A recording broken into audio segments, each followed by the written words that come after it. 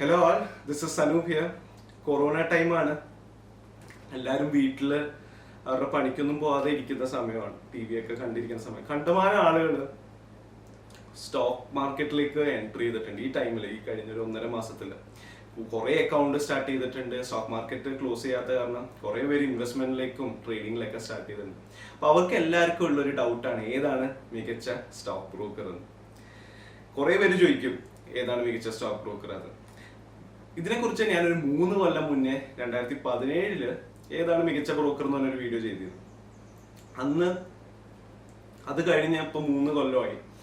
നല്ലൊരു ചേഞ്ചസ് ആണ്, drastic tremendous change ആണ് ബ്രോക്കിംഗ് ഇൻഡസ്ട്രിയിൽ വന്നത്.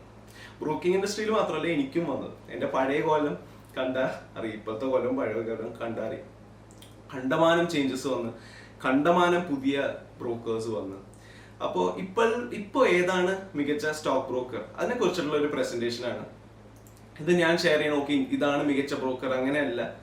എൻ്റെ 11 കൊല്ലത്തെ സ്റ്റോക്ക് മാർക്കറ്റിൽ ട്രേഡിങ്ങിൽ ഈ ബ്രോക്കേഴ്സ് ഒക്കെ ആയിട്ടുള്ള എക്സ്പീരിയൻസസ് ആണ്. എനിക്ക് ഇപ്പോൾ അറൗണ്ട് 12 ബ്രോക്കിംഗ് അക്കൗണ്ട് ഇപ്പോൾ ഓപ്പൺ ആയിട്ടുണ്ട്.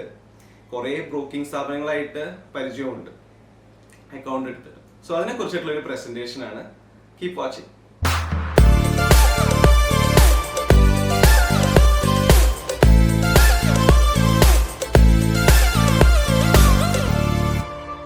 അപ്പൊ നമുക്കൊന്ന് റിവൈൻഡ് അടിക്കാം. 2020 ഏപ്രിൽ റിവൈൻഡ് അടിച്ച് 2009 ഓഗസ്റ്റ് മാസം ആദ്യത്തെ എൻ്റെ ഡിമാറ്റ് അക്കൗണ്ട് കൊട്ടക് സെക്യൂരിറ്റീസ് ആയിട്ടാണ്. അന്ന് എൻ്റെ ഫാദറിൻ്റെ കയ്യിൽ കൊട്ടക് സെക്യൂരിറ്റീസിന്റെ അക്കൗണ്ടിലാണ് ഷെയർസും കാര്യങ്ങളൊക്കെ നടക്കുന്നത്.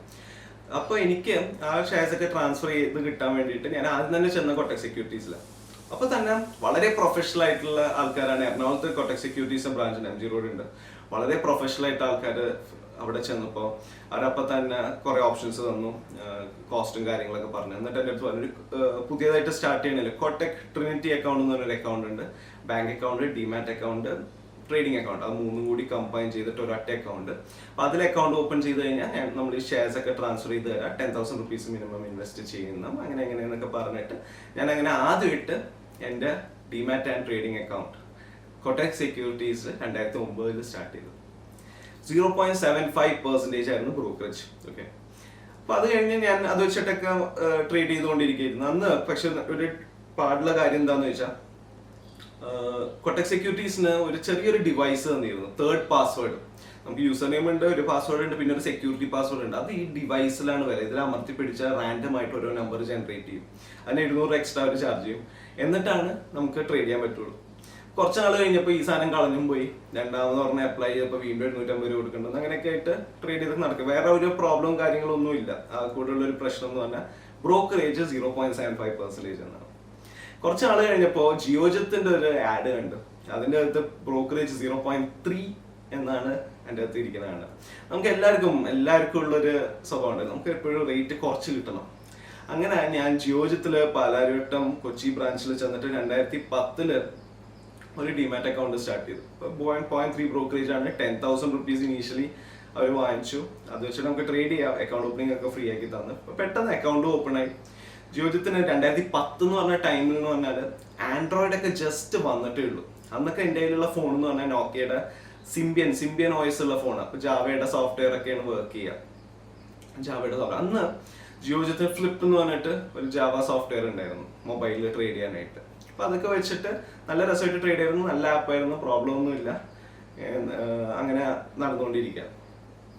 അപ്പൊ ജിയോജിത്ത് അവര് 0.3 ബ്രോക്കറേജ്, ഇൻട്രാഡേക്ക് 0.03. പക്ഷെ അവർക്ക് ഒരു ഇതെന്ന് പറഞ്ഞാൽ ഒരു ഓർഡറിന് മിനിമം 20 റുപ്പീസ് ബ്രോക്കറേജ് ചാർജ് ചെയ്യും. ഓക്കെ, അതിന്റെ മുകളിൽ വന്നാലാണ് 0.3 വരുള്ളൂ. ഓരോ ഓർഡർ ചെറിയ എത്ര എമൗണ്ട് ആയിക്കോട്ടെ, ₹20 വെച്ചിട്ട് ഓരോ ഓർഡറിന് ഇത് ചെയ്യും, ചാർജ് ചെയ്യും. അങ്ങനെ ജിയോജത്തില് 2010 തൊട്ട് 2015 വരെ ജിയോജത്തിലായിരുന്നു ട്രേഡ് ചെയ്തിരുന്നത്. 2015 എനിക്ക് എൻ്റെ ഒരു ഫ്രണ്ട് സെറോദ കാണിച്ചു തന്നത്. സെറോദ എന്ന് പറഞ്ഞിട്ട് എൻ്റെ അടുത്ത് വന്നിട്ട് പറഞ്ഞു, സെറോദ എന്ന് പറഞ്ഞ ബ്രോക്കർ ഉണ്ട്, ഞാൻ എൻ്റെ അടുത്ത് ട്രേഡ് ചെയ്യുന്നുണ്ട്. ഇതിൻ്റെ ഒരു പ്രത്യേകത ഉണ്ട്, ഇതിന് ബ്രോക്കറേജ് ഇല്ല, ഫ്രീ ആണ്. നീ എത്ര കൊടുക്കണം? 0.3 അല്ലേ? ഇത് ബ്രോക്കറേജ് ഒന്നുമില്ല, കംപ്ലീറ്റ്ലി ഫ്രീ ആണെന്ന് പറഞ്ഞു. അപ്പോൾ 2015 ഞാനിത് കേൾക്കുമ്പോൾ ഞാനിത് കേട്ടിട്ട് പോലും ഇല്ല ഇങ്ങനത്തെ ഒരു ബ്രോക്കറിനെ കുറിച്ച്, സെറോദ എന്നുള്ള ബ്രോക്കറേജിനെ കുറിച്ച്. അപ്പോൾ ഞാൻ അപ്പൊ തന്നെ അവൻ്റെ അടുത്ത് പറഞ്ഞു ഫ്രീ ആയിട്ട് അങ്ങനെയൊന്നുമില്ല, എന്തെങ്കിലും ഹിഡൻ ചാർജസ് ഉണ്ടോ, 100% ഷുവറാന്ന് പറഞ്ഞു. അപ്പോൾ പുള്ളി എന്ത് ചെയ്തു, എന്നെ റെഫർ ചെയ്തു. അങ്ങനെ അന്ന് ക്യുസാറ്റിലെ MBA പഠിക്കുന്ന ടൈമാണ്. സെറോദയുടെ ഓഫീസ് എന്ന് പറഞ്ഞാൽ കളമശ്ശേരി ക്യുസാറ്റിന്റെ ഓഫീസിന്റെ അടുത്ത് തന്നെ, ക്യുസാറ്റിന്റെ അടുത്ത് തന്നെ. അപ്പൊ അവിടെ ചെന്ന് അക്കൗണ്ട് ഓപ്പൺ ചെയ്തു, എന്നെ റെഫർ ചെയ്തു, അക്കൗണ്ട് ഓപ്പൺ ചെയ്തു. ഞാൻ അതില് ട്രേഡ് ചെയ്യാൻ തുടങ്ങി. തുടങ്ങിയപ്പോൾ സംഭവം ശരിയാണ്, ബ്രോക്കറേജ് എന്ന് പറഞ്ഞൊരു സംഭവം ഇല്ല. ഇപ്പൊ ഞാൻ അവിടെ സെറോദയിലെ കളമശ്ശേരി ഓഫീസിൽ അവരുമായിട്ടൊക്കെ സംസാരിച്ചപ്പോ, സെറോദ എന്ന് പറഞ്ഞ ബ്രോക്കർ 2015 ഞാൻ അക്കൗണ്ട് എടുത്ത്, 2009 തൊട്ടിട്ടേ ഉള്ള ബ്രോക്കറാണ്.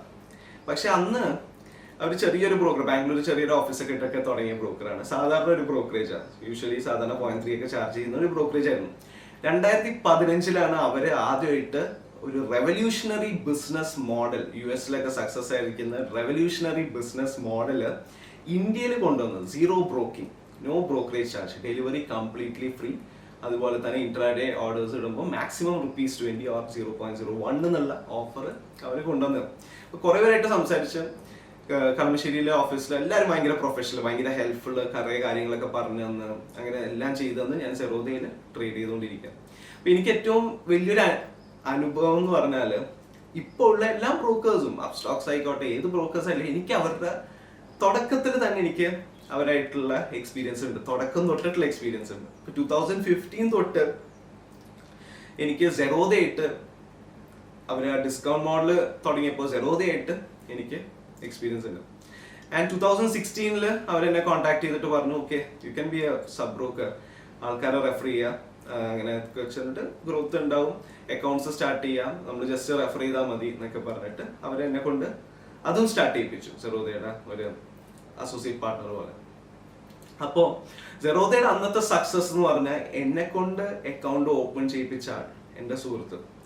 ഒരാളെ റെഫർ ചെയ്ത് കഴിഞ്ഞാൽ അയാള് ട്രേഡ് ചെയ്യുമ്പോൾ അതിന്റെ കമ്മീഷൻ റെഫർ ചെയ്ത ആൾക്ക് കിട്ടാം. വേർഡ് ഓഫ് മൗത്ത് മാർക്കറ്റിംഗ്, അതായിരുന്നു സെറോദയുടെ സക്സസ്. അന്ന് സെറോദയില് ഒരു ബാംഗ്ലൂരിൽ ചെറിയൊരു വീട്ടില് 30-40 ആൾക്കാർ വെച്ചിട്ടായിരുന്നു സെറോദയുടെ ഓഫീസ് വർക്ക് ചെയ്തിരുന്നത്. പക്ഷെ ഇതിനെ മാർക്കറ്റ് ചെയ്യാൻ വേണ്ടിയിട്ട് കുറെ ആളുകൾ, ഇതിൽ ട്രേഡ് ചെയ്യുന്ന ആളുകൾ ഇത് ഫ്രീ ആണെന്ന് പറഞ്ഞിട്ടുള്ള സർവീസ് വെച്ചിട്ടായിരുന്നു ചെയ്തിരുന്നത്. ഇപ്പൊ സെറോദയില് ഞാൻ കണ്ട ഒരു പോസിറ്റീവ് തിങ് എന്താന്ന് ചോദിച്ചാൽ, അവർ വളരെ ഇന്നോവേറ്റീവ് ആണ്. Nithin Kamath is a very young person, around 25 years of experience in stock market. പണ്ട് റിലയൻസ് മണിയുടെ ഒക്കെ സ്റ്റോക്ക് സബ് ബ്രോക്കർ ആയിരുന്നു. അങ്ങനെ അദ്ദേഹം ആണ്, ഈ നിതിൻ കാമത്തും ബ്രദറും കൂടിയാണ് ഈ സെറോദ ബ്രോക്കിംഗ് ലിമിറ്റഡ് സ്റ്റാർട്ട് ചെയ്തത്. ഏറ്റവും ഇൻട്രസ്റ്റിംഗ് ആയിട്ട് എനിക്ക് അതും വളരെ അധികം അപ്രീഷിയേറ്റ് ചെയ്യേണ്ട ഒരു കാര്യം എന്ന് പറഞ്ഞാൽ സെറോദയുടെ ഇന്നോവേഷൻ എന്നാണ്. കണ്ടമാനം പ്രൊഡക്ട്സ് ഉണ്ട് അവർക്ക്. സെറോദ കൈറ്റ്, അതേപോലെ തന്നെ സെറോദ പൈ, സ്മോൾ കേസ് തന്നെ പുതിയൊരു ഇൻവെസ്റ്റ്മെന്റ് ടൂളൊക്കെ, അതൊക്കെ അവരുടെ ഓഫീസിൽ റെയിൻ മാറ്റർ എന്ന് പറഞ്ഞിട്ട് ഇവർക്ക് വേറൊരു കമ്പനി ഉണ്ട് ഇങ്ങനത്തെ ടെക്നോളജി കമ്പനീസിനെ ഇൻക്യുബേറ്റ് ചെയ്യാൻ വേണ്ടിയിട്ട്. അവിടെ ഡെവലപ്പ് ചെയ്ത പ്രൊഡക്ട്സ് ആണ് ഇതൊക്കെ. പിന്നെ ഇപ്പൊ ആളുകൾക്ക് അറിയാത്തൊരു പ്രൊഡക്റ്റ് ഉണ്ട്, എൻ്റെ പേര് ഞാൻ മറന്നുപോയി. യൂഷ്വലി എന്താ സംഭവം എന്ന് ചോദിച്ചാൽ, സെറോദയില് ആരെങ്കിലും ട്രേഡ് ചെയ്ത് പ്രോഫിറ്റ് ഉണ്ടാക്കുന്നവരുടെ ട്രേഡ്സ് നമുക്ക് കാണിച്ചു തരുമായിരുന്നു സെറോദ. എൻ്റെ പേര് ഞാൻ ഒപ്പിച്ചു തരാം. അപ്പൊ ആ പ്രൊഡക്ട്സ് അതുവരെ അതും ഓപ്പൺ ട്രേഡ് എന്നായിരുന്നു പേര്, ഓപ്പൺ ട്രേഡ്. അപ്പൊ എന്താ എന്റെ ഗുണം എന്ന് പറഞ്ഞാൽ, നമ്മളൊരു 500 rupees ഒക്കെ വെച്ചിട്ട് നമുക്ക് സ്റ്റാർട്ട് ചെയ്യാം. ഒരാളുടെ ട്രേഡ് എന്തൊക്കെയാന്ന് നമുക്ക് കാണാൻ പറ്റും, അയാളുടെ പേര് കാണാൻ പറ്റില്ല, അയാൾ ചെയ്യുന്ന ട്രേഡ്, അയാൾ ഉണ്ടാക്കിയ പ്രോഫിറ്റ് ഒക്കെ കാണാൻ പറ്റും. സോ ആ ട്രേഡ് നമുക്ക് വേണമെങ്കിൽ നമ്മുടെ അക്കൗണ്ടിൽ റെപ്ലിക്കേറ്റ് ചെയ്യാം. ഓക്കെ, അങ്ങനത്തെ ഒരു പ്രൊഡക്റ്റ് ഉണ്ടായിരുന്നു. പക്ഷെ അത് അവർ സെറോദ നിർത്തി. അങ്ങനത്തെ കുറെ വെറൈറ്റി, അതൊക്കെ വേറെ എന്തോ റെഗുലേറ്ററി ഇഷ്യൂസ് ഒക്കെ ഉണ്ടെന്ന് തോന്നുന്നു. അങ്ങനത്തെ കുറെ റെവല്യൂഷണറി ആയിട്ടുള്ള ഇന്നോവേറ്റീവ് പ്രൊഡക്ട്സ് ആയിരുന്നു സെറോദ അന്ന് ഉണ്ടാക്കിയിരുന്നത്. അത് മാത്രമല്ല, സെറോദയുടെ വേറെ പ്രത്യേകത എന്ന് പറഞ്ഞാൽ, വൺസ് അവരൊരു അസോസിയേറ്റ് പാർട്ട്ണർ ആയപ്പോൾ അവര് എന്തെങ്കിലും ഒരു പുതിയ പ്രൊഡക്റ്റ് ഉണ്ടാക്കിയാൽ നമ്മൾ വിളിക്കും, എന്നിട്ട് പറഞ്ഞ് ഇങ്ങനത്തെ ഒരു സാധനം ഉണ്ടാക്കിയിട്ടുണ്ട്, ഒന്ന് നോക്കിയിട്ട് എന്തെങ്കിലും പ്രോബ്ലം ഉണ്ടെങ്കിൽ പറ, നമ്മളത് കറക്റ്റ് ചെയ്യാം.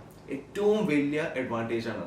യൂഷ്വലി ഈ ട്രഡീഷണൽ ബ്രോക്കേഴ്സ്, അതായത് ഇപ്പോൾ ഷെയർഖാനെ ചോദിച്ചിട്ട് അവർക്ക് ഒന്നും ഇല്ലാത്തൊരു ക്വാളിറ്റിയാണ്. അതായത് നമ്മൾ ഒരു പ്രൊഡക്റ്റ് ഉണ്ടാക്കിയിട്ടുണ്ടെങ്കിൽ യൂസേഴ്സിന്റെ ഇൻപുട്സ് വെച്ചിട്ട് ആ പ്രൊഡക്റ്റ് മെച്ചപ്പെടുത്താം, അഡ്വാൻസ് ചെയ്തുകൊണ്ട്. അത് സെറോദയെ ശരിക്കും അപ്രീഷിയേറ്റ് ചെയ്യേണ്ട കാര്യമാണ്. ഇനീഷ്യൽ ഡേയ്സിൽ 2017-18 ടൈമിലൊക്കെ സെറോദ പ്ലാറ്റ്ഫോം ക്രാഷ് ആവുമായിരുന്നു. ഓക്കെ, കാരണം അത്രയും ലോഡ് അവർക്ക് താങ്ങാൻ പറ്റില്ല, കസ്റ്റമർ സർവീസിൽ അത്ര ആൾക്കാരില്ല, ആൾക്കാരൊക്കെ ഫ്രസ്ട്രേറ്റഡ് ആവും. എല്ലാവരും നമ്മളൊക്കെ വിളിച്ചിട്ട് ഫുള്ള് പറയുന്നത് ലോഗിൻ ചെയ്യണില്ല, അങ്ങനത്തെ കുറെ അനുഭവങ്ങൾ അങ്ങനെ ഉണ്ടായിട്ടുണ്ട്. പക്ഷെ നിതിൻ കാമത്തിന്റെ ഒരു ഇതെന്ന് പറഞ്ഞാൽ അങ്ങനത്തെ ഒരു അനുഭവം ഉണ്ടായിക്കഴിഞ്ഞാൽ പുള്ളി അത് കറക്റ്റ് ചെയ്തിട്ട് അത് ഇനി രണ്ടാമത് ആ കേസിൽ അനുഭവം ഇല്ലാത്ത രീതിയിൽ, അങ്ങനത്തെ ഒരു എക്സ്പീരിയൻസ് ഇല്ലാത്ത രീതിയിൽ ആക്കും. അത് ഏറ്റവും വലിയ വേറൊരു അപ്രീഷിയേറ്റ് ചെയ്യേണ്ട കാര്യം. അപ്പൊ അതാണ് ഞാൻ സെറോദയിൽ കണ്ടിരിക്കുന്ന അഡ്വാൻറ്റേജ്.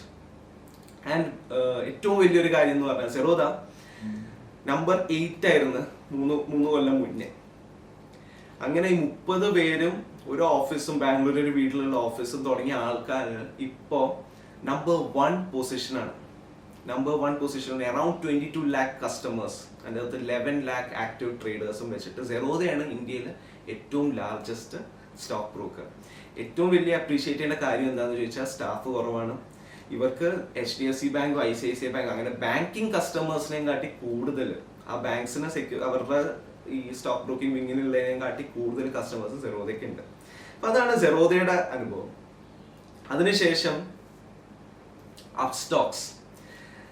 അപ്സ്റ്റോക്സിൽ 2017 അപ്സ്റ്റോക്സ് ഡിസ്കൗണ്ട് ബ്രോക്കിംഗ് വിങ്ങിലേക്ക് സ്റ്റാർട്ട് ചെയ്ത ടൈമിൽ എനിക്ക് അക്കൗണ്ട് എടുക്കാൻ പറ്റി. അവരുടെ ഇനീഷ്യൽ ടൈം തൊട്ടിട്ട് അന്ന് അക്കൗണ്ട് ഫ്രീ ആണ്. AMC ചാർജ്, അന്ന് അക്കൗണ്ട് എടുത്തവർക്കൊന്നും AMC ചാർജ് ഇല്ല, ലൈഫ് ടൈം ഫ്രീ അക്കൗണ്ട് ആണ്. അങ്ങനെ ഞാൻ അതിൻ്റെ അകത്ത് എന്നെ ഒരു ഫ്രണ്ട് റെഫർ ചെയ്തുകൊണ്ട് അതിൽ അക്കൗണ്ട് എടുത്തു. അപ്സ്റ്റോക്സ് എന്ന് പറഞ്ഞാൽ RKSV എന്ന് പറഞ്ഞിട്ടുള്ള പഴയ ബ്രോക്കേഴ്സാണ്, 2006 ഉണ്ടായിരുന്ന ബ്രോക്കേഴ്സാണ്.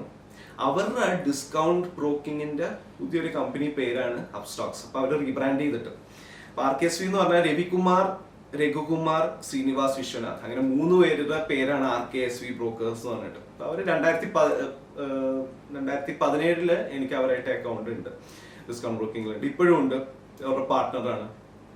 അപ്പോ അപ്സ്റ്റോക്സ്, സെറോദ, ഇവരാണ് ഇപ്പൊ 2 കോമ്പറ്റീറ്റേഴ്സ്.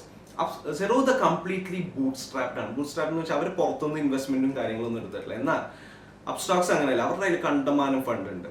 രത്തൻ ടാറ്റ ഇൻവെസ്റ്റ് ചെയ്തിട്ടുണ്ട്, ടൈഗർ ഗ്ലോബൽ ഇൻവെസ്റ്റ് ചെയ്തിട്ടുണ്ട്.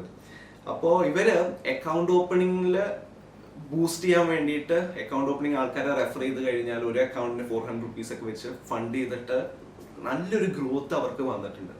എന്നാലും ഇപ്പൊ ഈ സെറോദയുടെ ആയാലും അപ്സ്റ്റോക്സിന്റെ ആയാലും അവരുടെ രണ്ടുപേരുടെ പ്ലാറ്റ്ഫോമായിട്ടൊക്കെ സ്റ്റക്ക് ആവും. യൂഷ്വലി അങ്ങനെ സംഭവിക്കാറുണ്ട്. പക്ഷെ അത് കറക്റ്റ് ചെയ്യാനൊക്കെ ഇവര് രണ്ടുപേരും ദേ ആർ ഈക്വലി ഗുഡ്. അതാണ് ഏറ്റവും വലിയ വേറെ കാര്യം. അങ്ങനെ എനിക്ക് അപ്സ്റ്റോക്സിൽ ഒരു അക്കൗണ്ട് ഉണ്ട്. അപ്പൊ അപ്സ്റ്റോക്സിൽ ഞാൻ പറഞ്ഞല്ലോ ₹20 per trade, അതേപോലെ തന്നെ സെറോദയിലും ₹20 per trade. ഓക്കെ, മനുഷ്യന്മാരുടെ സാധാരണ ഒരു ഇത് ഇനിയും കുറച്ച് കിട്ടുമോ എന്നുള്ളൊരു ഡൗട്ട്. അങ്ങനെ ഞാൻ ട്രേഡ് പ്ലസ് എന്ന് പറഞ്ഞിട്ടുള്ളൊരു കമ്പനിയിൽ അക്കൗണ്ട് എടുത്തു. ട്രേഡ് പ്ലസ് ചെന്നൈ ബേസ്ഡ് ബ്രോക്കറാണ്. അവർക്കൊരു കുഴപ്പമെന്ന് പറഞ്ഞാൽ അവർക്ക് പ്രത്യേകിച്ച് അത്ര വലിയ അടിപൊളി സോഫ്റ്റ്വെയർസും കാര്യങ്ങളൊന്നും ഇല്ല. പക്ഷേ ബ്രോക്കറേജ് വളരെ കുറവാണ്. അതായത് ഓപ്ഷൻസും ചെയ്യുന്നെങ്കിൽ, കറൻസി ഓപ്ഷൻസ് ഏത് ഓപ്ഷൻസും ചെയ്യണമെങ്കിൽ ഒരു മാസം 99 രൂപ, അത്രേ ഉള്ളൂ. എത്ര ട്രേഡ് വേണമെങ്കിലും എടുക്കാം. അപ്പം ഇങ്ങനത്തെ ഒരു ഓഫർ കിട്ടിയപ്പോൾ ഞാൻ ഇങ്ങോട്ട് മാറി. അതായത് കമോഡിറ്റി ട്രേഡ് ചെയ്യണമെങ്കിലും ശരി, ഒരു മാസം ഇത്ര ഫിക്സഡ് എമൗണ്ടാണ്. ഫ്യൂച്ചേഴ്സ് ചെയ്യണമെങ്കിൽ ഒരു മാസം 799 rupees. ഡെലിവറി കിട്ടിയൊക്കെ അതൊക്കെ ഫ്രീ ആണ്. പക്ഷെ ഒരു ഡിസഡ്വാൻറ്റേജ് എന്ന് പറഞ്ഞാൽ അവർക്ക് സ്വന്തമായിട്ട് ഒരു സോഫ്റ്റ്വെയർ ഇല്ല, ഒരു ഡെസ്ക്ടോപ്പ് പ്ലാറ്റ്ഫോം ഇല്ല. വെബ് പ്ലാറ്റ്ഫോം ഉണ്ട്, പക്ഷെ അതിന് എക്സ്ട്രാ 250 rupees മാസം കൊടുക്കണം. പക്ഷെ എന്നാലും ഇറ്റ്സ് ഗുഡ്. അങ്ങനെ അതിൽ ഞാൻ കുറെ ട്രേഡ് ചെയ്തു. പക്ഷെ അതിൽ ഞാൻ ഫേസ് ചെയ്ത പ്രോബ്ലം എന്ന് വെച്ചാൽ ഇത് ഫ്രീ ആയ കാരണം, അൺലിമിറ്റഡ് ട്രേഡ്സ് ആയ കാരണം നമ്മൾ ഓവർ ട്രേഡ് ചെയ്യും. കാരണം ഫ്രീ ആണല്ലോ, അപ്പോൾ ഓവർ ട്രേഡ് ചെയ്യും.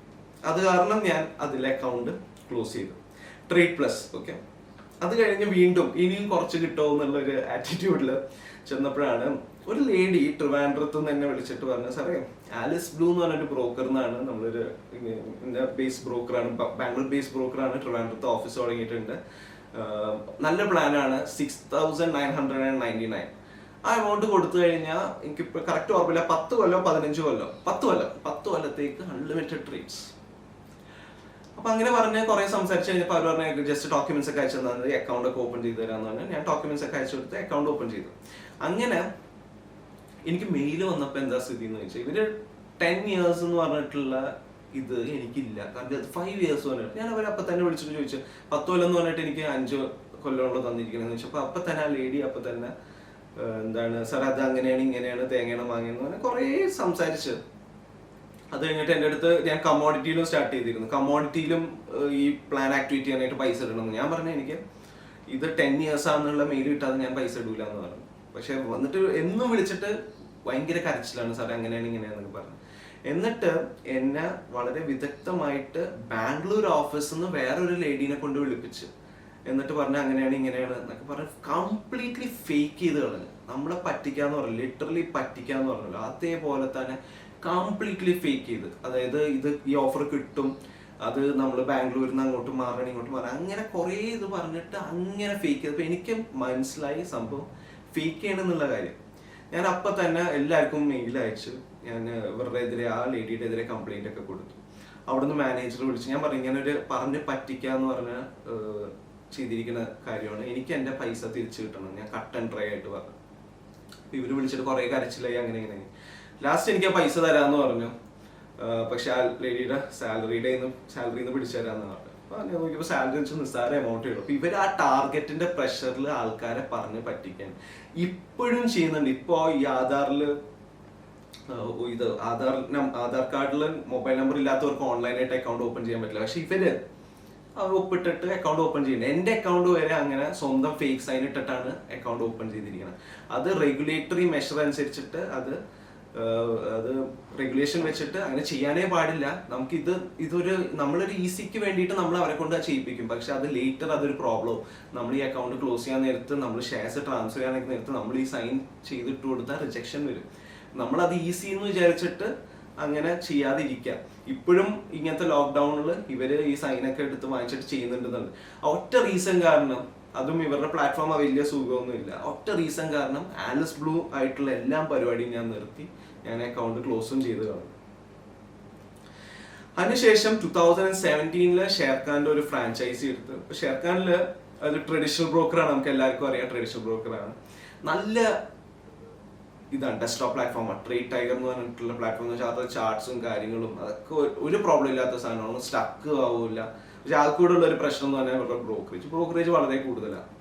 അങ്ങനെ ഷെയർഖാനിൽ അക്കൗണ്ടും ഇതൊക്കെ ആയിട്ട് പോയപ്പോഴാണ് ഷെയർഖാനിന് BNP Paribas ടേക്ക് ഓവർ ചെയ്തത്. BNP Paribas എന്ന് വെച്ചാൽ second largest bank in the world, അവർ ടേക്ക് ഓവർ ചെയ്തു.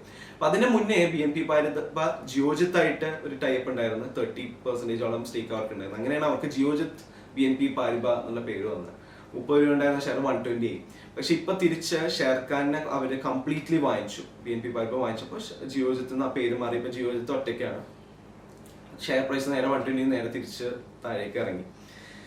അപ്പോൾ ഷെയർഖാനിൽ BNP Paribas അക്വയർ ചെയ്തതിനു ശേഷം നല്ലൊരു ഡിഫറൻസ് ഉണ്ട്, ചേഞ്ചസ് ഉണ്ട്. പക്ഷെ ബാക്കി കാര്യങ്ങളൊക്കെ നോക്കും, ട്രേഡിങ്ങും ആ കാര്യങ്ങളൊക്കെ പെർഫെക്റ്റ് ആണ് ഷെയർഖാൻ. പക്ഷെ ചാർജസ് ഒക്കെ കൂടുതലുമാണ്. പക്ഷെ സർവീസസും കാര്യങ്ങളും റിസർച്ച് കോൾസും എല്ലാം നല്ലതാണ്. അപ്പൊ ഈ ഷെയർഖാൻ, ഈ ജിയോജിത്ത് എന്ന് പറയുന്നത് നമുക്ക് എല്ലാവർക്കും അറിയാം. ജിയോജിത്ത് കൊച്ചിയിലാണ് അവരുടെ കോർപ്പറേറ്റ് ഓഫീസ്. രണ്ടുപേരായിട്ടാണ് തുടങ്ങിയത്. ജോർജ് സാറും അതേപോലെ തന്നെ രനജിത്ത് എന്ന് പറഞ്ഞിട്ട് വേറെ രണ്ടുപേരും കൂടിയാണ് ഇത് തുടങ്ങി. അങ്ങനെയാണ് ആ പേര് ജിയോജിത്ത് എന്നുള്ള പേര് വന്നിരിക്കുന്നത്. പക്ഷെ ഒരു ടൈം ആയപ്പോൾ രനജിത്ത് എന്ന് പറഞ്ഞിട്ടുള്ള പാർട്ട്ണറെ വിടുകയും ജോർജ് സാർ മാത്രമായിട്ടാണ് ജിയോജിത്ത് കൊണ്ടുവന്നത്. ഇപ്പൊ ജിയോജിത്തിന്റെ ഡിജിറ്റൽ ടീം ഹെഡ് ചെയ്യണ ജോർജ് സാറിന് മോനുമാണ്. അതേപോലെ തന്നെ ഷെയർഖാൻ, ഇപ്പൊ നമുക്ക് മലയാളികൾക്ക് കേരളയിലെ ബ്രോക്കർ എന്ന് പറയുമ്പോൾ ജിയോജിത്താണ് അറിയാം, കാരണം നമ്മുടെ ഇവിടെ ഉള്ള ഒരു ബ്രോക്കറാണ്. അതേപോലെ തന്നെ നോർത്ത് ഇന്ത്യയിലെ ഏറ്റവും വലിയ ഫേമസ് ബ്രോക്കറാണ് ഷെയർഖാൻ. ഷെയർഖാൻ ഒരു തരുൺ എന്ന് പറഞ്ഞിട്ടുള്ള തരുൺ ഭായ്, പുള്ളി വളരെ ഡൗൺ ടു എർത്ത് ആയിട്ടുള്ള ഒരു പേഴ്സൺ ആണ്, വളരെ എംപ്ലോയി ഫ്രണ്ട്ലി ആയിട്ടുള്ള ഒരാളാണ്. പക്ഷെ പുള്ളി ക്യാൻസർ ആയിട്ട് മരിച്ചുപോയി. ഇപ്പൊ ക്യാൻസർ ആവുന്നതിന് ജസ്റ്റ് കുറച്ച് നാൾ മുന്നേ ഇദ്ദേഹം ഈ broking BNP Paribas completely cell ചെയ്തു. ഇപ്പൊ ഫുൾ BNP Paribas അടിയില്ല. അപ്പോൾ അതാണ് ഷെയർഖാനും ജിയോജിത്തായിട്ടുള്ള എക്സ്പീരിയൻസ്. അത് കഴിഞ്ഞ് ഞാൻ DBFS, ദോഹ ബ്രോക്കറേജ് ഫിനാൻസ്, DBFSൽ ഒരു അക്കൗണ്ട് തുടങ്ങി. DBFSൽ അക്കൗണ്ട് തുടങ്ങേണ്ട വന്നതാണ്. അന്ന് പ്രഡിക്ട് ദ സെൻസെക്സ് കോൺടെസ്റ്റില് ബഡ്ജറ്റിന് അന്ന് എനിക്ക് പ്രഡിക്ഷന് പ്രൈസ് കിട്ടി. 50,000 rupees ആയിരുന്നു. അപ്പൊ അത് അവര് ഒരു പുതിയൊരു ഡിമാറ്റ് അക്കൗണ്ട് സ്റ്റാർട്ട് ചെയ്തിട്ട് അതിൻ്റെ അകത്തേക്ക് ക്രെഡിറ്റ് ചെയ്ത് ചെയ്യാൻ തന്നത്. അപ്പോൾ അങ്ങനെ DBFSലും അക്കൗണ്ട് സ്റ്റാർട്ട് ചെയ്ത്. DBFS സിമിലർ ടു ജിയോജിത്ത്, വലിയ വ്യത്യാസം കാര്യങ്ങളൊന്നുമില്ല. സോഫ്റ്റ്വെയർ ഒക്കെ ഓൾമോസ്റ്റ് സെയിം, ബ്രോക്കറേജും സെയിം. പക്ഷെ കണ്ടമാനം NRI കസ്റ്റമേഴ്സ് DBFSനുണ്ട്. DBFS എന്ന് പറഞ്ഞാൽ ഇൻവെസ്റ്റ്നെറ്റ് എന്ന് പറഞ്ഞിട്ടൊരു കേരള ബേസ് ബ്രോക്കർ ഉണ്ട്. അവരെ ടേക്ക് ഓവർ ചെയ്തതാണ് പ്രിൻസ് ജോർജ് എന്ന് പറഞ്ഞ സാറിന്റെ ബ്രോക്കിംഗ് ഫേം. ഇൻവെസ്റ്റ്നെറ്റ് എന്നുള്ള ബ്രോക്കിംഗ് ഫേം ടേക്ക് ഓവർ ചെയ്തിട്ടാണ് DBFS എന്നുള്ള ബ്രോക്കിംഗ് ഫേം ആയത്. ഇപ്പൊ ഇവർക്കൊക്കെ ഷെയർസ് ഉണ്ട്, പക്ഷെ മൈനർ ഷെയർസ് ആണ്. ദോഹ ബാങ്കിനാണ് 49% ഷെയർ, യൂസഫ് അലിക്ക് ഷെയർ ഉണ്ട്, പ്രിൻസറിന് ഷെയർ ഉണ്ട്, അങ്ങനെ കുറെ പേർക്ക് ഷെയർസ് ഉണ്ട്. അപ്പൊ അതാണ് DBFS ആയിട്ടുള്ള അനുഭവം. അത് കഴിഞ്ഞ് ഞാൻ രണ്ടാമത് കൊട്ടക്കുകാർ വിളിച്ചിട്ട് പറഞ്ഞു, സർ നമ്മള് ഡിസ്കൗണ്ട് ബ്രോക്കിംഗിലേക്ക് മാറി, പെർ ഇയർ 1100 രൂപ തന്നാൽ അൺലിമിറ്റഡ് ട്രേഡ്സ് എന്ന് പറഞ്ഞപ്പോൾ ഞാൻ കൊട്ടക് സെക്യൂരിറ്റീസിലും അക്കൗണ്ട് സ്റ്റാർട്ട് ചെയ്തു. അങ്ങനെ അതിലും അപ്പൊ സെയിം പ്രോബ്ലം ഫേസ് ചെയ്ത്, അൺലിമിറ്റഡ് ട്രേഡ് ചെയ്യാനുള്ള ഒരു പ്രോബ്ലം ഫേസ് ചെയ്ത് ഞാൻ രണ്ടാമത് അത് പോയി ക്ലോസ് ചെയ്തു. അപ്പൊ ക്ലോസ് ചെയ്യാൻ ഞാൻ വീണ്ടും കൊട്ടക് സെക്യൂരിറ്റീസിന്റെ ഓഫീസിൽ 2019 ചെന്ന്, 2009 ശേഷം 2019 ചെല്ലണത്. ഭയങ്കരമായിട്ട് ഇമ്പ്രൂവ് ചെയ്തിട്ടുണ്ട്, വളരെ നല്ല, ഇപ്പോഴും പ്രൊഫഷണലിസത്തിനൊന്നും ഒരു കുറവ് വന്നിട്ടില്ല, വളരെ നല്ല സർവീസും കാര്യങ്ങളും എല്ലാമായിരുന്നു. അക്കൗണ്ട് ക്ലോസിംഗ് ഒക്കെ വളരെ സീംലെസ് ആയിട്ട് നടന്നു. അത് കഴിഞ്ഞിട്ടാണ് എല്ലാവർക്കും അറിയുന്ന ഒരു കാര്യം, കാർവി എന്ന് പറഞ്ഞിട്ട് എല്ലാവരും പേര് കിട്ടിയിരിക്കുന്ന കാർവിയുടെ സ്റ്റോക്ക് ബ്രോക്കിംഗ് ഫെയിലായി എന്നുള്ളൊരു കാര്യം. കണ്ടമാന ആളുകളുടെ ഫണ്ട് മിസ്യൂസ് ചെയ്ത് അങ്ങനത്തെ ഒരു റെപ്യൂട്ടഡ് ആയിട്ടുള്ള കമ്പനി ഫെയിലായി എന്നുള്ളൊരു കാര്യം. അപ്പൊ ഈ ബ്രോക്കേഴ്സിന് ഇത്രയേ ഉള്ളൂ, അതായത് ഇന്ന ബ്രോക്കർ നമ്മൾ ഈ ബ്രോക്കർ പൊളിയുന്നതെന്നും വിചാരിച്ചിട്ടൊന്നും കാര്യമൊന്നുമില്ല. എത്ര റെപ്യൂട്ടഡ് ഫേംസ് ആണെങ്കിലും എന്തെങ്കിലും തരീട കാണിച്ചു കഴിഞ്ഞാൽ അവരുടെ കാര്യം പോക്കാണ്. പക്ഷെ ഷെയർസ് ഒക്കെ സേഫ് ആണ്, ഷെയർസ് ഡിമാറ്റ് അക്കൗണ്ടിലുള്ള ഷെയർസ് ഒക്കെ സേഫ് ആണ്. അത് കൂടെ നമ്മുടെ ഫണ്ട്സ്, ട്രേഡിംഗ് അക്കൗണ്ടിലുള്ള ഫണ്ട്സിന് മാത്രം എന്തെങ്കിലും പ്രശ്നം പറ്റിയാലായി. എന്നാലും കിട്ടൂല എന്നില്ല, നമ്മൾ ഇതൊക്കെ കംപ്ലൈന്റ് ഒക്കെ കൊടുത്തു കഴിഞ്ഞാൽ കുറച്ച് ടൈം എടുത്തിട്ടാണെങ്കിലും കിട്ടും. അതിനുശേഷം ഏഞ്ചൽ ബ്രോക്കിംഗ് ആയിട്ട് അവർ ഫോൺ ചെയ്തപ്പോൾ ഒരു അക്കൗണ്ട് തുടങ്ങണം, ഫ്ലാറ്റ് ബ്രോക്കറേജ് ആണ്, 20 rupees per trade, 30 rupees per trade എന്ന് പറഞ്ഞ് ഞാൻ ഏഞ്ചൽ ബ്രോക്കിംഗിൽ ഒരു അക്കൗണ്ട് തുടങ്ങി. പക്ഷെ അവർ മൊബൈൽ പ്ലാറ്റ്ഫോം യൂസ് ചെയ്തപ്പോൾ വലിയ സുഖം തോന്നിയില്ല, ഞാൻ അതോടെ അതും നിർത്തി. അപ്പോ എല്ലാവർക്കും ഇതാണ് ഒരു 2009 തൊട്ട് 2020 വരെയുള്ള ഒരു സ്റ്റോക്ക് ബ്രോക്കേഴ്സ് ആയിട്ടുള്ള എക്സ്പീരിയൻസ്. വേറെ കുറെ കേരള ബേസ്ഡ് ബ്രോക്കേഴ്സ് ഉണ്ട്. ഇപ്പൊ നമുക്ക് എല്ലാവർക്കും അറിയുന്ന പോലെ hedge equities, cap Stokes, goodwill, share wealth, അവരുടെ ലിമിറ്റഡ് ഏരിയയിൽ, ഇപ്പൊ ഷെയർ വെൽത്ത് ഒക്കെ ആണെങ്കിൽ തൃശ്ശൂർ ഏരിയയിൽ അവർക്ക് കണ്ടമാനം കസ്റ്റമേഴ്സ് ഉണ്ട്, അവർ നല്ല സർവീസും കാര്യങ്ങളൊക്കെ കൊടുക്കുന്നുണ്ട്. ബ്രോക്കറേജ് ഉണ്ട്, പക്ഷെ അവരൊക്കെ അത് വെച്ചിട്ട് സർവൈവ് ചെയ്ത് പോകുന്നുണ്ട്. അപ്പൊ അവരൊക്കെ അതായിട്ട് ഹാപ്പി ആയിട്ടുള്ളവരൊക്കെ ആയിട്ട് അതായിട്ട് പോകുന്നുണ്ട്. അപ്പൊ അങ്ങനത്തെ ആളുകൾക്ക് അതായിരിക്കും ഏറ്റവും നല്ല ബ്രോക്കേഴ്സ്. അതേപോലെ തന്നെ നമ്മൾ എല്ലാവരും TV കണ്ടിട്ടുണ്ടാവും ഹെഡ്ജ് സെക്യൂരിറ്റീസ്, മോഹൻലാൽ പരസ്യമൊക്കെ ആയിട്ടുള്ള കമ്പനി. ഹെഡ്ജ് സെക്യൂരിറ്റീസ് ഇപ്പൊ അടുത്ത് ഈ മാർച്ചോടെ അവര് തീർന്ന്, അവരുടെ സ്റ്റോക്ക് ബ്രോക്കിംഗ് വിങ് മോട്ടിലാലിനെ സെല്ല് ചെയ്ത് ഹെഡ്ജ് മോട്ടിലാലിന്റെ ഒരു ഫ്രാഞ്ചൈസി ആയിട്ട് മാറിയിരിക്കുകയാണ്. അപ്പൊ അവർക്കിപ്പോ ഫിനാൻസ് വിങ് മാത്രമേ, ഹെഡ്ജ് ഫിനാൻസ് മാത്രമേ ഉള്ളൂ, പക്ഷെ ബ്രോക്കിംഗ് അവര് കംപ്ലീറ്റ്ലി മോട്ടിലാലിനെ സെല്ല് ചെയ്ത്. അങ്ങനെയാണ് 20 ഇയേഴ്സിന്റെ സ്റ്റോക്ക് ബ്രോക്കിംഗ് എക്സ്പീരിയൻസ്. അപ്പൊ എൻ്റെ അടുത്ത് ഏതാണ് മികച്ച സ്റ്റോക്ക് ബ്രോക്കർ എന്ന് പറയുകയാണെങ്കിൽ, വളരെ ഇതായിട്ട് പറയുകയാണെങ്കിൽ സെറോദ അപ്സ്റ്റോക്സ് എടുക്കുക, കുഴപ്പമൊന്നുമില്ല, ബ്രോക്കറേജ് കുറവാണ്, ഇപ്പൊ അത്യാവശ്യം നല്ല സർവീസ് ആണ്. അതും ഏറ്റവും ഇമ്പോർട്ടന്റ് ആയിട്ടുള്ള കാര്യം എന്ന് പറഞ്ഞാൽ എന്തെങ്കിലും ഒരു പ്രോബ്ലം ഉണ്ടെങ്കിൽ അവരത് കറക്റ്റ് ചെയ്ത് അത് രണ്ടാമത് റീഓക്കർ ചെയ്യാതിരിക്കാൻ നോക്കും. അത്ര ഇന്നോവേഷൻ കൊണ്ടുവരുന്ന ഒരു ബ്രോക്കേഴ്സ് ആണ് സെറോദ ആൻഡ് അപ്സ്റ്റോക്സ്. ഇപ്പൊ Zerodha and Upstox daily traders, നല്ല ബ്രോക്കറേജ് ഒക്കെ വരുന്നവർക്ക് സെറോദ അല്ലെങ്കിൽ അപ്സ്റ്റോക്സ് എടുക്കുക. കൂടുതൽ മാർജിൻ വേണ്ടവർക്ക് ആസ്റ്റാ ട്രേഡ് എന്ന് പറഞ്ഞിട്ടൊരു ബ്രോക്കർ ഉണ്ട്, ആസ്റ്റാ ട്രേഡ് എടുക്കാം. ഓക്കെ, പക്ഷെ എൻ്റെ ഒരു അഭിപ്രായത്തിൽ ഇങ്ങനെ അൺലിമിറ്റഡ് ട്രേഡിംഗ് എന്നുള്ള കോൺസെപ്റ്റിലേക്ക് പോകാതിരിക്കണേ നല്ല. കാരണം അത് നമ്മുടെ ഒരു ഇൻറ്റ്യൂഷൻ വെച്ചിട്ട് നമ്മൾ അത് ഓവർ ട്രേഡ് ചെയ്തിട്ട് ആൾക്കാർ മാറും. സോ അങ്ങനെ ഒരു മോഡലിലേക്ക് മാറാതെ 20 per trade ആ മോഡലിൽ മാറുകയാണെങ്കിൽ Zerodha and Upstox is good.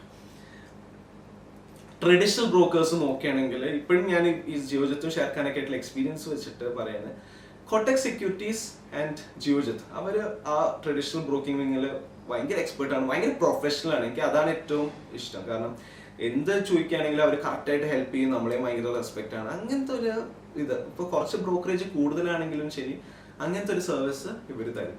പിന്നെ ഈ ബ്രോക്കറേജിന്റെ കാര്യം പറയുകയാണെങ്കിൽ നല്ല ബിസിനസ്, നല്ല വോളിയം ട്രേഡ് ചെയ്യുന്ന ആളാണെങ്കിൽ ഡെഫിനറ്റ്ലി ബ്രോക്കറേജ് ഏത് ബ്രോക്കറായാലും കുറച്ച് കൊടുക്കും. പിന്നെ ജിയോജിത്ത് അങ്ങനത്തെ ബ്രോക്കേഴ്സ് ഒരിക്കലും ഡിസ്കൗണ്ട് ബ്രോക്കിംഗിലേക്ക് വരാത്ത വേറെ ഒന്നുമല്ല. അവരുടെ വിഷൻ ഡിഫറെന്റ് ആണ്. അവർക്ക് ആളുകൾ ട്രേഡ് ചെയ്ത് അവരുടെ വെൽത്ത് ഡിസ്ട്രോയ് ചെയ്യരുതെന്നുള്ള ഒരു ഇതുണ്ട്. അത് കാരണമാണ് അവര് ബ്രോക്കിംഗ് സബിലേക്ക് എൻട്രി ചെയ്യാത്തത്. ബാക്കി കുറെ ബ്രോക്കേഴ്സ്, ഏഞ്ചൽ സെക്യൂരിറ്റീസ് ഒക്കെ എല്ലാവരും ഡിസ്കൗണ്ട് ബ്രോക്കിംഗിലേക്ക് വന്നിട്ടുണ്ട്. എന്നാലും ഇവർക്ക് പഴയ ഡിസ്കൗണ്ട് ബ്രോക്കേഴ്സിന്റെ കിങ്സ് ആയ സെറോദയും അപ്സ്റ്റോക്സ് ഒക്കെ ആയിട്ടൊന്നും മാച്ച് ചെയ്യാൻ പറ്റുന്നില്ല. ഇനിയും ഒരു അടുത്തൊരു 3 കൊല്ലത്തിൽ ഡ്രാസ്റ്റിക് ചേഞ്ചസ് ആയിരിക്കും ബ്രോക്കിംഗ് ഇൻഡസ്ട്രിയിൽ വരാൻ പോണ പേടിഎത്തിന് ലൈസൻസ് കിട്ടി ബ്രോക്കിങ്ങിൽ. അവരിനി എങ്ങനെയാണ് ബ്രോക്കറേജ് കൊണ്ടുവരാൻ പോണെന്ന് നമുക്ക് പറയാൻ പറ്റില്ല. സോ അപ്പൊ ഞാൻ എല്ലാവരോടും പറയേണ്ട കാര്യം എന്ന് വെച്ചാൽ ഈ ബ്രോക്കിംഗ് അക്കൗണ്ട് എന്ന് പറയുമ്പോൾ ഞാനിപ്പോ ഈ പ്രസന്റേഷന് വേണ്ടിയിട്ട് ഞാൻ വെറുതെ പഴയ കാര്യങ്ങളൊക്കെ ആലോചിച്ചതൊക്കെ ലാപ്ടോപ്പിൽ അടിച്ചപ്പോഴാണ് എനിക്ക് പറഞ്ഞത്. എനിക്കിപ്പോ ആക്റ്റീവായിട്ട് 12 ബ്രോക്കിംഗ് അക്കൗണ്ട് ഉണ്ട്. കുറെ ഉപയോഗിക്കാത്തൊക്കെ ശരിക്കും ക്ലോസ് ചെയ്യണം, കാരണം അതിന്റെ എംസിയും അതൊക്കെ വരുമ്പോൾ പ്രോബ്ലം. അപ്പൊ ഇത് ഏതാണ് മികച്ച സ്റ്റോക്ക് ബ്രോക്കർ എന്ന് വെച്ചാൽ നമുക്ക് തന്നെ ഡിസൈഡ് ചെയ്യാം. ഒരു ബ്രോക്കിംഗ് അക്കൗണ്ട് തന്നെ വേണമെന്നില്ല, നമുക്ക് 2 or 3 എടുക്കാം. നമ്മൾ ഏതിലാണ് കംഫർട്ടബിൾ നമുക്ക് അതൊക്കെ എടുക്കാം. പിന്നെ ഏറ്റവും ഇമ്പോർട്ടന്റ് എന്ന് പറഞ്ഞാൽ ഇത് ഇന്ത്യയിൽ നിന്ന് വെറുതെ റോട്ടിലൊരു കുഴി പിടിച്ചാൽ തന്നെ ഇന്റർനെറ്റ് പോയി കഴിഞ്ഞാൽ തന്നെ നമ്മുടെ ഓൺലൈൻ പരിപാടിയൊന്നും നടക്കൂല. അപ്പോൾ ഏറ്റവും ഇമ്പോർട്ടന്റ് ആയിട്ടുള്ള കാര്യം, നമുക്കൊരു ട്രേഡ് ഓൺലൈനായിട്ട് ചെയ്യാൻ പറ്റിയില്ലെങ്കിലും നമ്മൾ അവരുടെ ഓഫീസിൽ വിളിച്ചാൽ അത് ചെയ്യാൻ പറ്റണം. അങ്ങനത്തെ ബ്രോക്കേഴ്സ് എടുക്കുന്നതാണ് എപ്പോഴും നല്ലത്. അപ്പൊ അത് നമ്മളെപ്പോഴും നോക്കേണ്ട കാര്യമാണ്.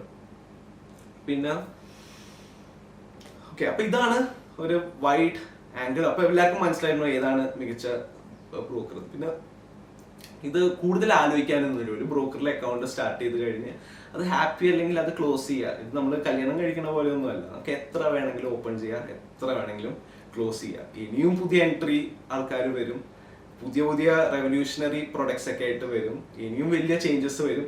2017 ഒരു വീഡിയോ ചെയ്ത് നല്ല കുറെ ഡിഫറൻസും അന്ന് പറഞ്ഞിരിക്കുന്ന കാര്യങ്ങൾ അന്ന് എനിക്ക് ഉണ്ടായിരുന്ന തോട്ട്സ് അല്ല ഇന്ന്. ഇനി ഒരു 3 കൊല്ലം കഴിഞ്ഞ് വീണ്ടും ഒരു വീഡിയോ ചെയ്യാം. എന്തെങ്കിലും ഡൗട്ട് ഉണ്ടെങ്കിൽ ഓൾവേസ് ഫ്രീ ടു ആസ്ക്. അതേപോലെ തന്നെ അപ്സ്റ്റോക്സിലോ സെറോദയിലോ അക്കൗണ്ട് സ്റ്റാർട്ട് ചെയ്യണമെങ്കിൽ ഡിസ്ക്രിപ്ഷനിൽ ലിങ്ക് ഉണ്ട്, ക്ലിക്ക് ചെയ്ത് കഴിഞ്ഞാൽ ഓൺലൈനായിട്ട് വളരെ എളുപ്പത്തിൽ സ്റ്റാർട്ട് ചെയ്യാം.